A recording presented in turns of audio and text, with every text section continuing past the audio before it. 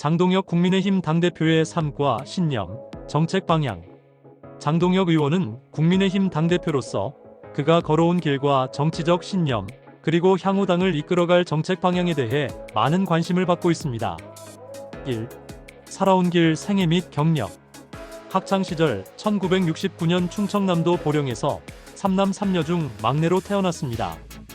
어린 시절 가정 형편이 어려워 도시락을 싸지 못해 집까지 뛰어와 점심을 해결할 정도로 힘든 시기를 보냈다고 알려져 있습니다.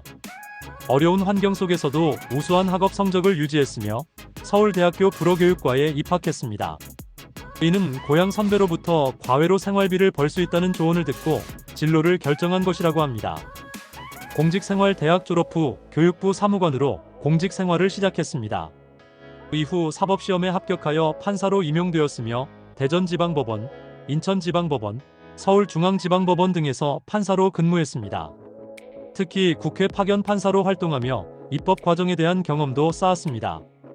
정치 입문 광주지방법원 부장판사를 끝으로 공직을 떠나 정치에 입문했습니다. 2020년 21대 국회의원 선거에 출마했으나 낙선했고 2022년 보궐선거를 통해 충남 보령시서천군에서 국회의원에 당선되어 여의도에 입성했습니다. 22대 총선에서도 같은 지역구에서 재선에 성공하며 2선 국회의원이 되었습니다. 당내 활동 국민의힘 원내대변인, 사무총장, 수석 최고위원 등 주요 당직을 역임하며 당내 핵심 역할을 수행했습니다. 행정고시와 사법고시를 모두 합격하고 행정사법입법 분야를 모두 경험한 이력이 강점으로 평가받고 있습니다.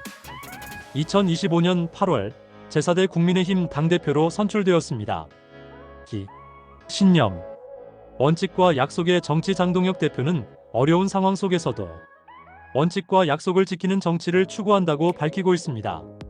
단순한 이합집산이나 표 계산이 아닌 신념과 명분을 중시하는 정치를 보여주겠다는 입장입니다.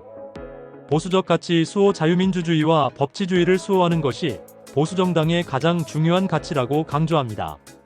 특히 내부 총질 세력에 대한 비판과 함께 보수 진영의 가치를 지키기 위해 당당하게 싸우겠다는 의지를 여러 차례 표명했습니다. 당내 화합과 젊은 리더십, 당내 계파주의를 비판하며 성골, 진골 같은 출신이 중요하지 않다고 강조했습니다.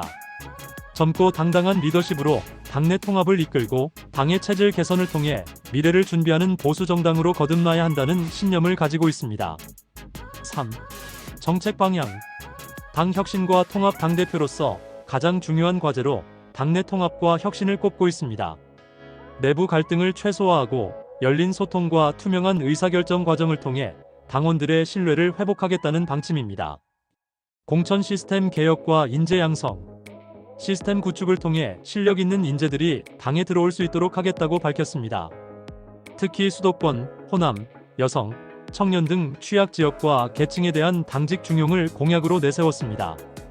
정책 중심의 정당 이념적 논쟁을 넘어 국민에게 실질적인 도움을 줄 수 있는 정책 중심의 정당으로 거듭나겠다는 방향을 제시했습니다. 여의도 연구원을 강화하여 당의 싱크탱크 기능을 활성화하고 혁신 성장, 민생 경제, 고령화 등 중장기적인 정책 대안을 제시하는 데 집중할 계획입니다.